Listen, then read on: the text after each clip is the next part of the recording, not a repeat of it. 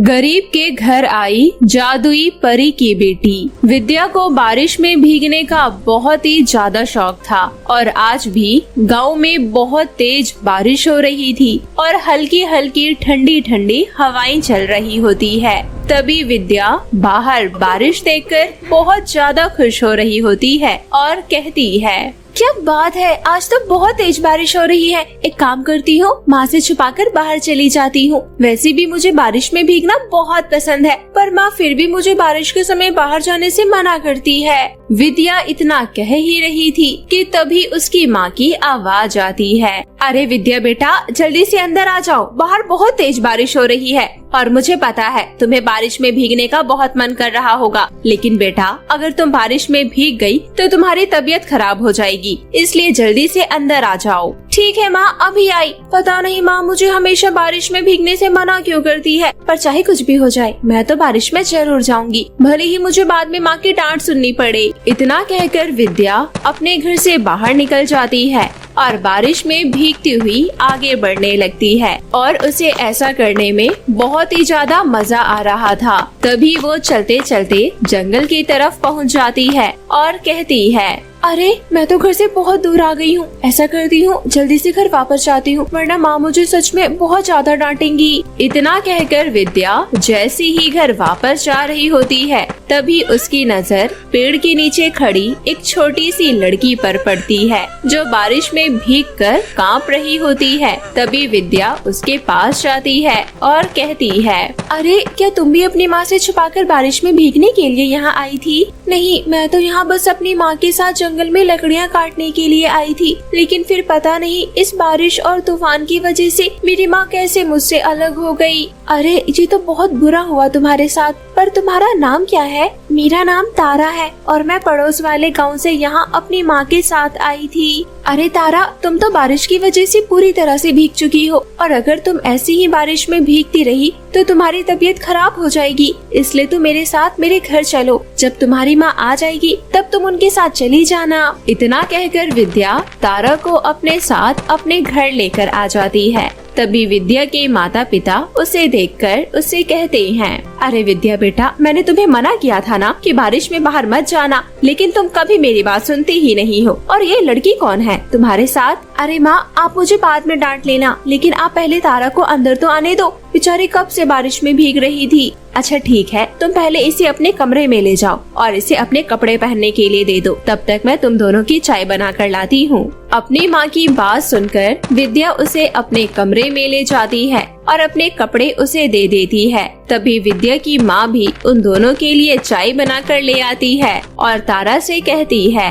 अरे बेटा, कौन हो तुम और इस बारिश में उस जंगल के पास क्या कर रही थी? आंटी जी, मेरा नाम तारा है और मैं यहाँ अपनी माँ के साथ जंगल में लकड़ियाँ काटने के लिए आई थी, लेकिन बारिश और तूफान की वजह से मैं अपनी माँ से अलग हो गई। मैंने अपनी माँ को बहुत ढूंढा पर वो मुझे कहीं नहीं मिली। कोई बात नहीं बेटा, तुम्हारी माँ जरूर मिल जाएगी और जब तक तुम्हारी माँ तुम्हें नहीं मिलती तब तक तुम यहाँ आराम से रह सकती हो। हाँ तारा बेटा, विद्या की माँ बिल्कुल सही कह रही है, तुम यहाँ जब तक चाहो तब तक यहाँ रह सकती हो। विद्या के माता पिता की बात सुनकर तारा को बहुत ज्यादा खुशी होती है। तभी अगले दिन रामलाल अपने खेतों से हरी भरी सब्जियां तोड़कर उन्हें बाजार में बेचने के लिए ले जाता है। सब्जी ले लो, हरी भरी ताजी ताजी सब्जी ले लो, सब्जी। रामलाल के आसपास और भी कई सब्जी वाले थे जो रामलाल की तरह ही अपने खेतों से सब्जियां तोड़कर बेचा करते थे। तभी रामलाल के बगल में खड़ा बिरजू उससे कहता है, अरे रामलाल भाई, तुम अपने गांव के मुखिया के बारे में कुछ सुना है? नहीं तो बिरजू भाई, अब क्या कर दिया इस मुखिया ने? अरे भैया, पूरे गांव में सबको पता है, पता नहीं आप ही कौन सी दुनिया में रहते हैं। आपको पता है गांव का मुखिया शहर से केमिकल वाली सब्जियां मंगवा रहा है जिसे वो बहुत ही सस्ते दामों पर बेचेगा, और अगर ऐसा हुआ तो हम गरीबों का 2 वक्त का खाना भी बड़ी मुश्किल से हो पाएगा। सच में इस मुखिया ने तो नाक में दम कर रखा है, पता नहीं ये कब तक हम गरीबों पर ऐसे ही अत्याचार करता रहेगा।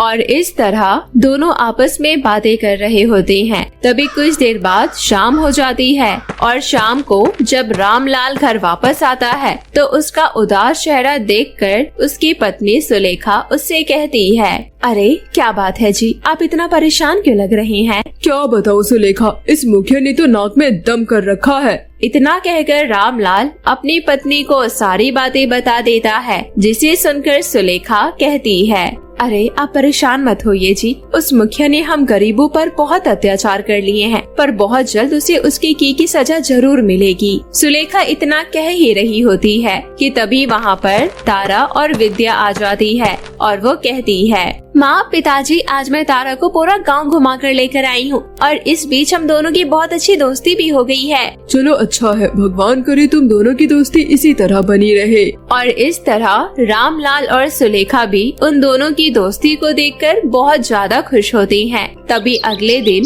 जब फिर से रामलाल बाजार में सब्जियां बेचने के लिए जाता है तो वो देखता है गांव का मुखिया एक बड़ी सी ट्रक में से सब्जी उतरवा रहा होता है और जब उसकी नजर रामलाल पर पड़ती है तो वो रामलाल से कहता है, कैसे हो रामलाल, सब कुछ ठीक तो है ना? अभी तक तो सब कुछ ठीक था मुखिया जी, लेकिन ये जो आपने शहर से सब्जियां मंगवाई है, इससे हम गरीबों का बहुत नुकसान हो जाएगा।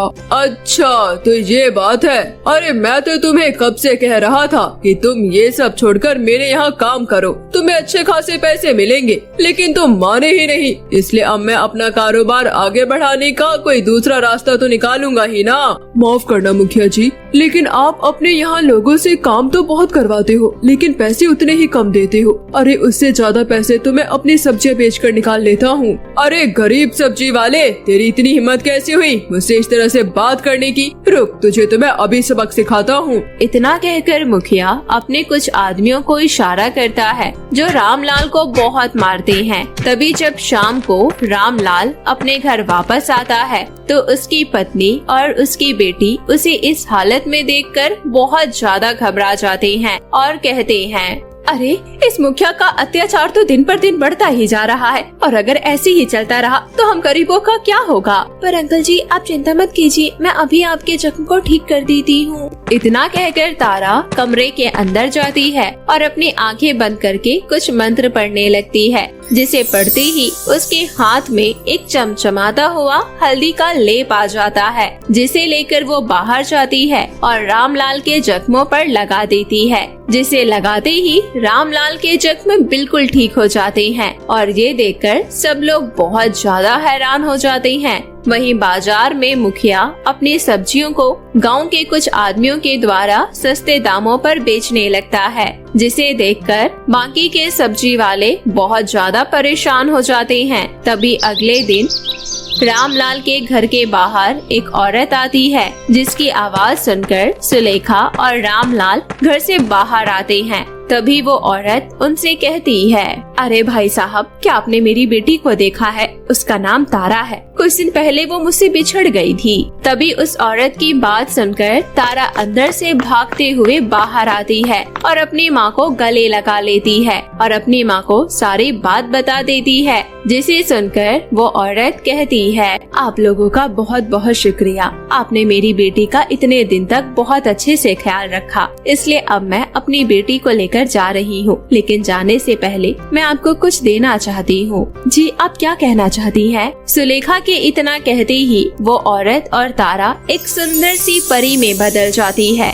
जिसे देखकर रामलाल और सुलेखा बहुत ज्यादा हैरान हो जाते हैं। तभी वो परी कहती है, मेरा नाम चांदनी है और ये मेरी बेटी तारा है और हम लोग परी लोग से यहाँ घूमने आए थे, लेकिन उस दिन आंधी और तूफान की वजह से हम लोग एक दूसरे से अलग हो गए, लेकिन आपने मेरी बेटी का बहुत अच्छे से ख्याल रखा, इसलिए जाने से पहले मैं आप लोगों को एक वरदान देती हूँ कि आपका खेत एक जादुई खेत में बदल जाएगा और उसकी सब्जियां कभी भी खत्म नहीं होगी और ना ही कभी खराब होगी। इतना कहकर वो परी वहाँ से गायब हो जाती है। तभी अगले दिन जब रामलाल अपने खेतों पर जाता है तो वो देखता है कि उसने जितनी भी सब्जियां तोड़ी है उतनी ही सब्जियां खेत में फिर से उगाती है, जिसकी वजह से रामलाल को सब्जियां बेचने में बिल्कुल भी तकलीफ नहीं होती है और समय के साथ साथ मुखिया के केमिकल वाली सब्जियां कोई भी नहीं खरीदता है, क्योंकि हर किसी को खेत की हरी भरी ताजी सब्जियों का स्वाद ही अच्छा लगता था।